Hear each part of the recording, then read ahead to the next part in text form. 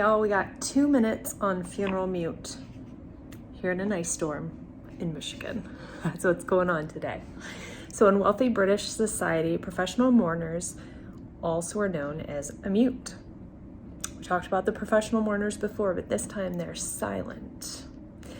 A funeral mute would stand watch outside the house of the deceased and then accompany the funeral procession over to the cemetery. They were part of the symbolic protector of the deceased. And in the case of a child's funeral, the hat and staff of the person was covered in white. I picture kind of like in the British society where the person has a hat and a cane and marches in front of the procession. It's a regal part of the funeral procession. A mute was basically a paid mourner whose job was to keep vigil outside the house, then lead the funeral procession, dressed in somber clothes with a top hat. The earliest concept of the mute can be dated back to ancient Rome. It was a custom for a mime to walk in the funeral procession of a deceased member as an important family.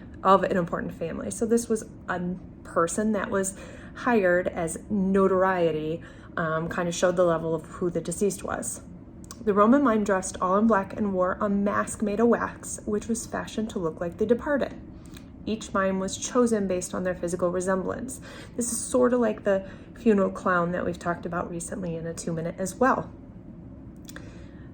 The Regenjerding blog, I'll put a link to it, wrote, with the rise of the funeral undertaker at the end of the 18th century, the undertaker took on the responsibility of hiring all the attendants for a funeral, including the mute. The undertaker also had the implied responsibility for safekeeping the body until the burial. Many mutes deputized for the undertaker, who was often managing more than one funeral. So the undertaker would assign this protector role to the mute.